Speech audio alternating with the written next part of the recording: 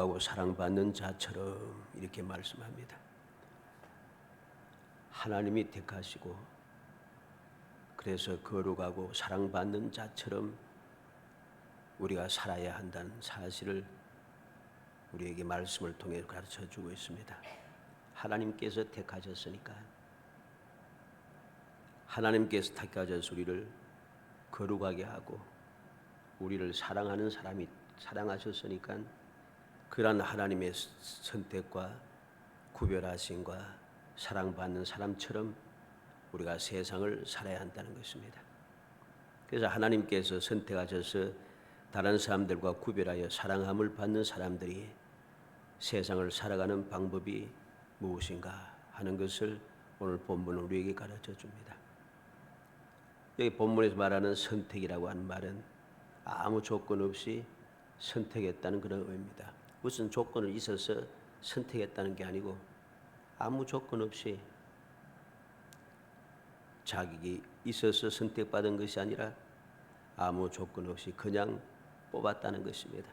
그래서 우리가 택함을 받은 것은 전적으로 하나님의 은혜라고 말하는 것이고 모든 것이 하나님의 은혜이기 때문에 우리는 모든 것이 다 감사하다고 그렇게 고백하는 것입니다. 신명기 4장 37절에 보면 여호와께서 내 열조를 사랑하신 고로 그 후손들을 택하시고 큰 권능으로 친히 인도하여 애굽에서 나오게 하시며 그랬습니다. 이스라엘 백성들이 무슨 특별한 자격을 가지고 능력이 있고 하나님을 잘 섬겨서 출애굽한 것이 아닙니다. 열조를 사랑하신 고로 하나님께서 아브라함을 무조건 선택하시고 아브라함에게 영원 불변한 약속을 해주시고 약속을 이행하시기 위해서 하셨다는 것이죠. 하나님께서 이삭을 사랑하시고 야곱을 사랑하시고 그 사랑으로 인해서 약속하신 영원한 그 영원 불변의 약속을 후손들에게 지켜주셨다는 것이죠. 우리는 이 사실을 명심해야 됩니다. 신명기 7장 7절에도 여호와께서 너희를 기뻐하시고 너희를 택하시면 너희가 다른 민족보다 수요가 많은 영구가 아니라 너희는 모든 민족 중에 가장 적으니라. 하나님께서 이스라엘 백성을 택한 것은 이스라엘 백성들이 다른 민족보다 뛰어나서 그런 게 아닙니다. 우리가 말씀을 쭉 보았습니다마는 이스라엘 백성들처럼 완악한 사람이 거의 없어요. 하나님을 은혜 받고 잘 살만하면은 배반하고 우상을 섬기고 살만하면은 배반하고 힘들면은 부르짖고 부르짖어 용서하시고 또 복을 주시면은 또 배반하고 이게 연속 계속해서 우리가 창세기부터 시작해서 요한계시록까지 쭉 보면은 이스라엘 백성들의 삶의 모습이 그래요. 자랑스러운 그러한 믿음이 뛰어나고 의지 견정한 그런 민족은 아닙니다. 그런데 하나님께서 그들을 택하셨다는 것이죠. 전적으로 하나님의 은혜입니다. 고린도전서 1장 27절에 보면 그러나 하나님께서 세상에 미련한 것들을 택하사 지혜 있는 자들 부끄럽게 하려 하시고 세상에 약한 것들을 택하사 강한 것들을 부끄럽게 하려 하시며 바울 사도는 고린도 교회 성도들이 택함을 받아 하나님의 자녀가 된 것, 거룩한 성도가 된 것은 다른 사람보다도 지혜롭고 능력이 있고 대단해서 그런 게 아니란 것입니다. 어떻게 보면 오히려 미련한 사람들이고 지혜가 없는 사람들이고 오히려 약한 사람이고 부족한 사람들이란 것이죠. 그런데 그 뛰어난 사람들을 다 제쳐놓고 선택해 주셨다는 것이죠. 그래서 이것을 감사하는 것입니다.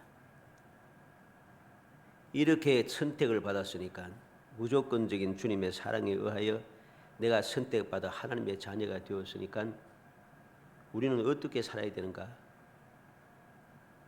우리가 거룩한 사람이니까 구별되게 살아야 되고 사랑받는 사람이니까 사랑받는 사람들처럼 살아가야 하는 것이죠. 하나님께서 세상을 사람을 창조하시고 그들 위하여 에덴 동산을 만들어 살게 하시고 계속해서 그곳에서 잘 살게 하기 위해서 계명을 주었습니다. 창세기 2장 15절 17절에 보면 여호와 하나님이 그 사람을 이끌어 에덴 동산에 두어 그것을 경작하며 지키게 하시고 여호와 하나님이 그 사람에게 명하여 이르시되 동산 각종 나무의 열매는 내가 임으로 먹되 선악을 알게 하는 나무의 열매는 먹지 말라. 내가 먹는 날에는 반드시 죽으리라 하시니라. 에덴 동산에 들어가서 에덴 동산에서 영원한 삶을 살 수 있도록 축복의 삶을 살 수 있도록 특별한 장소를 만들었습니다. 그리고 그곳에서 계속 살기 위해서 필요한 계명, 즉 법칙이 있습니다. 그게 뭡니까? 선악과를 따먹지 말라. 다른 것은 다 따먹어도 되는데 선악과는 따먹으면 안 된다. 그러면 죽으리라. 반드시 죽는다 했습니다. 하나님께서는 또 출애굽한 이스라엘 백성들을 약속의 땅에 들어가서 축복의 땅, 젖과 꿀이 흐르는 축복의 땅에서 영원히 복을 누리며 살게 하기 위해서 그들에게 율법을 주었습니다. 율법대로 살기만 하면 모든 것이 복이 됩니다. 들어가도 나가도 복을 받고 어디에 있든지 무엇을 하든지 다 복이 된다고 합니다. 그런데 이 모든 계명들을 아담과 하와도 지켜내지 못했고 이스라엘 백성들도 지켜내지 못했습니다. 그래서 마지막으로 하나님께서 우리에게 새로운 계명을 주신 것이죠. 모든 율법의 완성인 사랑의 법을 우리에게 주신 것입니다.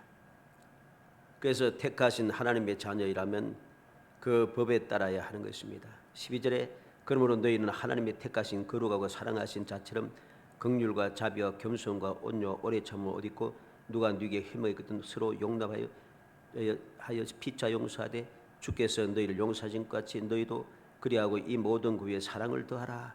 이는 온전하게 매는 띠니라. 오늘 본문은 우리에게 가르쳐 줍니다. 우리는 이 말씀 속에서 택함을 받은 사람들에게 주신 하나님의 법을 알게 되는 것입니다. 그게 뭡니까? 결론은 사랑이라는 것이죠. 이 사랑은 예수님께서 우리에게 주신 딱 하나밖에 없는 계명입니다. 이 계명을 우리가 지켜나갈 때 하나님의 택한 자처럼 우리가 사는 신실한 하나님의 백성으로서의 삶을 살아가는 복된 사람이 될 수 있다는 것이죠. 이 사랑의 법을 우리가 지켜내지 못하면 하나님의 택한 자처럼 사는 것이 아니라는 소리죠. 오늘 이 말씀을 통해서 하나님이 택한 자처럼 하는 제목을 가지고 주님께서 허락하신 또 맥주 감사 주일을 맞이하면서 이 말씀을 다시 한번 살피고 우리가 어떻게 하면 아름다운 열매 맺는 삶을 살 수 있을까 하는 것을 살펴보려고 합니다. 우리가 알듯이 맥주 감사 주일은 도시에 사는 사람과 상관없지만은 일반적으로 물론 다른 것들도 추수하는 경험이 있습니다만은 1년에 처음으로 추수를 시작하는 게 바로 이 맥주 보리 추수지요. 보리를 추수하고 밀을 추수하면서 처음에 추수가 시작이 되는 것입니다. 그리고 마지막 이제 가을에 가서 모든 추수를 완성하는 게 있죠. 그래서 창고에 들이게 되는 것이죠. 그래서 오늘 맥주 감사 주일은 첫 열매를 드리는 그러한 감사 주일이 되는 것입니다. 이러한 사실을 우리가 먼저 염두에 두고서 하나님의 택한 자처럼 사는 것이 무엇인가 하는 것을 다시 한번 마음에 새기고 주님 주시는 은혜 가운데 살아가는 그 비결을 마음에 새겨서 잊어버리지 않고 앞으로의 모든 삶에 약속하신 그 귀한 은혜를 누리는 행복한 성도이 되시기를 주의 이름으로 축복합니다. 먼저 12절 말씀에 보니까 긍휼과 자비와 겸손과 온유와 오래 참음을 얻고 그랬습니다. 하나님의 택한 자처럼 사는 것이 무엇인가? 긍휼과 자비와 겸손과 온유와 오래 참음을 옷 입는 것이라는 것이죠. 긍휼이란 말이 무슨 말입니까? 긍휼이란 것은 단순하게 불쌍히 여기다 하는 그런 말이 아닙니다. 성경에서 말하는 긍휼은 내가 저 사람 보고 야, 안 됐다. 정말 슬프겠구나. 얼마나 힘들까? 얼마나 고통스러울까? 이게 아닙니다. 그 사람과 같은 눈으로 보고 같은 마음을 가지고 같은 생각을 보고 그래 같은 눈, 같은 마음, 같은 생각으로 보고 느끼고 행동하는 것을 말하는 것입니다. 그러니까 어떻게 했어요?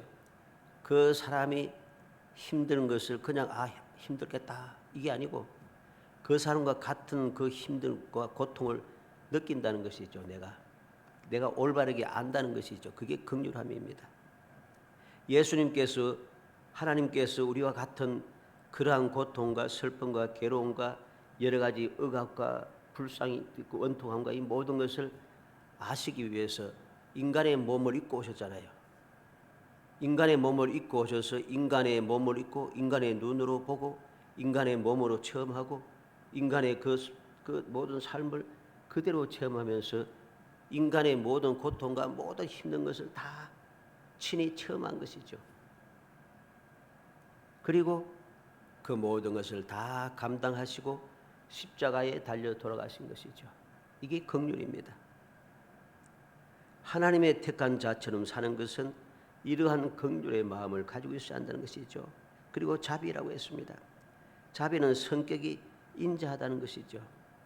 겸손은 남을 나보다 낮게 여기는 마음을 말하는 것이고 온유라고 하는 것은 남에게 손해와 방해를 받고도 화를 내거나 원한을 품거나 복수하려고 하는 마음을 갖지 않는 것을 온유하다고 하는 겁니다.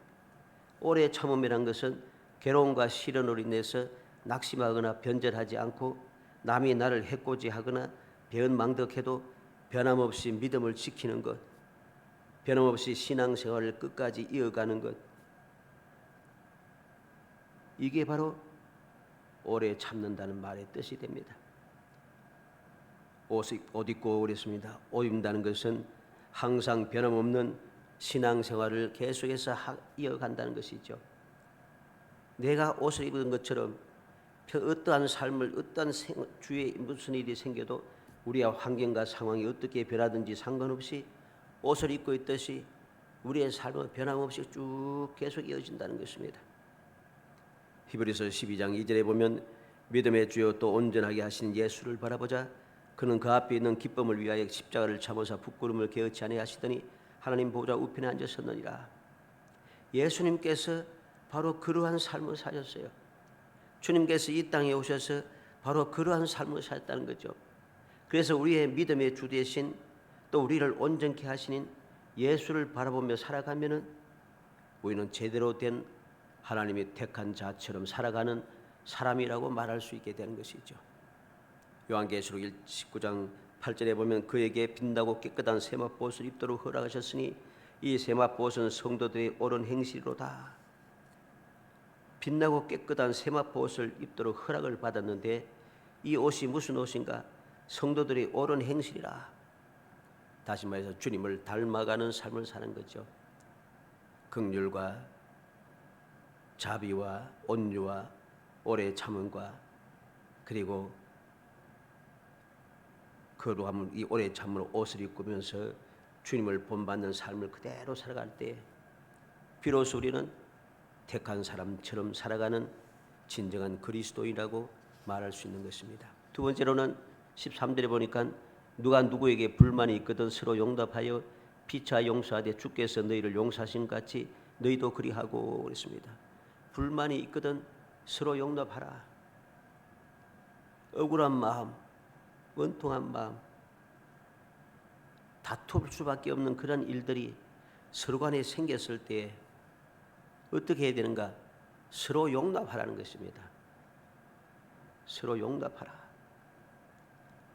어떻게 용납합니까?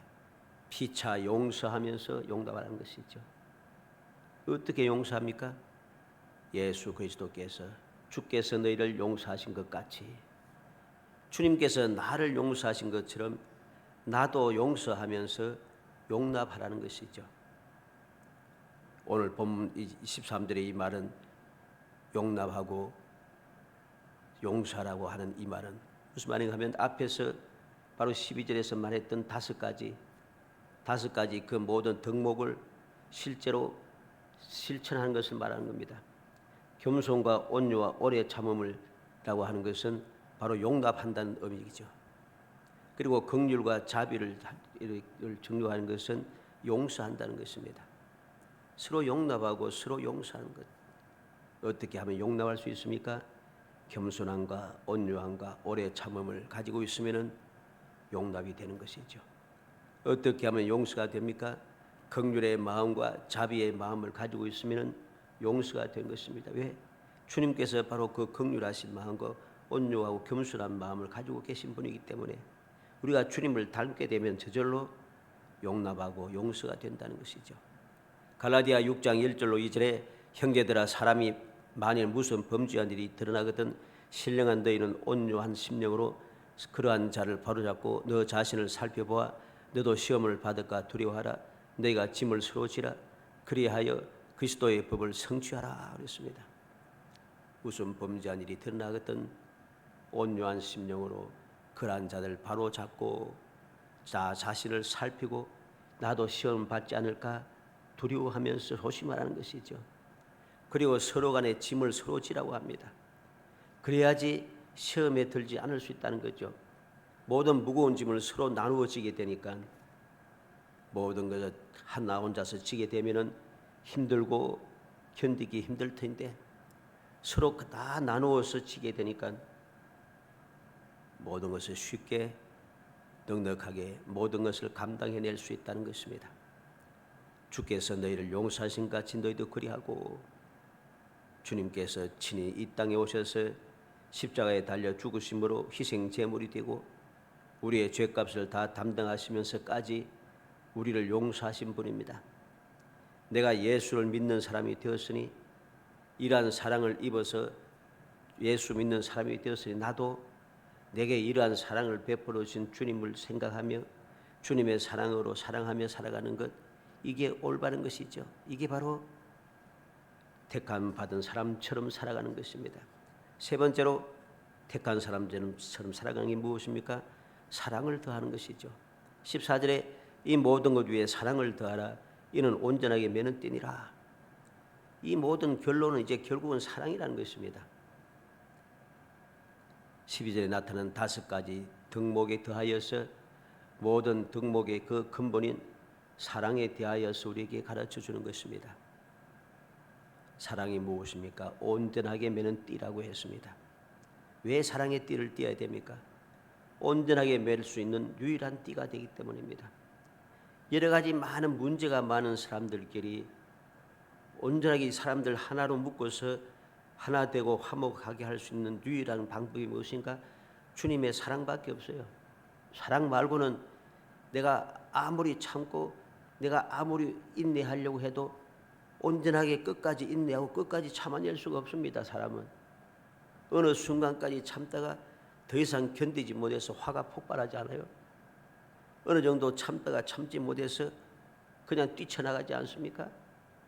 사람의 모든 그 생각은 행동은 다 한계가 있어요. 그래서 그 사람의 생각으로 가서는 안 되는 것이죠. 그래서 필요한 것이 사랑이라는 것입니다. 하나님의 사랑, 우리가 살아가는 인간적인 사랑이 아니고 하나님의 사랑을 의미하는 것이죠. 하나님의 사랑만이 우리가 끝까지 견뎌내고 모든 여러 가지 부족하고 답답하고 마음에 들지 않는 그러한 일들이 많지만은 그 모든 각각 제각각 다른 사람들이 하나로 모여져서 뭉쳐서 한 교회를 이루는 화목한 교회가 될 수 있는 유일한 비결이 바로 이 사랑인 것입니다. 그래서 사랑을 더하라고 말씀하고 있는 것이죠. 마태복음 22장 37절로 40절에 예수께서 이르실 때 내 마음을 다하고 목숨을 다하고 뜻을 다하여 주 너희 하나님을 사랑하라 하셨으니 이것이 크고 첫째 되는 계명이요 둘째도 그와 같으니 내 이웃을 내 자신같이 사랑하라 하셨으니 이 두 계명이 온 율법과 선지자의 강령이니라. 예수님께서 사랑이 모든 율법과 선지자의 강령이라고 했습니다. 사랑이 제일이라는 것이죠. 사랑만 지키면은 다른 모든 것을 다 하는 것 같다는 것입니다. 요한복음 13장 34절로 35절에도 새 계명을 너희에게 주노니 서로 사랑하라. 내가 너희를 사랑한 것 같이 너희도 서로 사랑하라. 너희가 서로 사랑하면 이로써 모든 사람이 너희가 내 제자인 줄 알리라. 어떻게 하면 내가 주님의 제자인 줄 알 수 있을까? 어떻게 하면 내가 주님 주시는 그 뜻대로 살아가는 사람, 거룩한 성도가 될 수 있을까? 서로 사랑하는 것입니다. 이렇게 사랑의 계명을 실천하게 되면 이 사랑의 계명을 온전히 실천할 때 주위의 모든 사람들이 바라보고 저 사람은 예수 믿는 사람이구나 하는 것을 알게 되는 것이죠. 그런데 우리는 어떠합니까? 잘못된 신앙생활을 함으로써 그냥 올바른 그런 모습은 아닙니다만은 또 세상 사람들이 그렇게 보는 것을 선택하는 것도 보는 것이 올바른 것은 아닙니다만 그래도 요즘 어떠합니까? 이기심이 많고 불의와 불법을 행하고 문제가 많은 사람, 그 사람은 교회 다니는 사람 예수제이라 합니다. 바뀌었어요. 이건 잘못된 것입니다. 하나님의 택한 사람들처럼 살아가는 사람은 사랑의 계명을 실천하는 사람이고 그렇게 실천할 때 비로소 모든 사람들이 올바르게 저 사람은 진짜 예수 믿는 사람이구나 하는 것을 알게 된다는 것입니다. 로마서 13장 8절로 10절에 보면 피차 사랑의 빛 외에는 아무에게든지 아무 빛도 지지 말라. 남을 살아가는 자는 율법을 다 이루었느니라. 간음하지 말라, 살인하지 말라, 도둑질하지 말라, 탐내지 말라 한 것과 그 외에 다른 계명이 있을지라도 내 이웃을 내 자신과 같이 사랑하라 하신 그 말씀 가운데 다 들었느니라. 사랑은 이웃에게 악을 행하지 아니하나니 그러므로 사랑은 율법의 완성이니라. 주님의 계명대로 사랑을 하면은 모든 계명이 여기에 다 속해 있는 거죠. 내가 간음하지 말라, 살인하지 말라, 도둑질하지 말라, 탐내지 말라 이렇게 이야기하니까 내가 지킬 것이 많잖아요. 지킬 것이 많아가지고 괜히 힘들어 봅니다. 무거운 짐이 되는 것 같습니다. 그런데 사랑하라 하는 것에 이게 다 포함되어 있다는 거죠. 진정으로 하나님을 사랑하면 이러한 죄를 지을 수가 없습니다.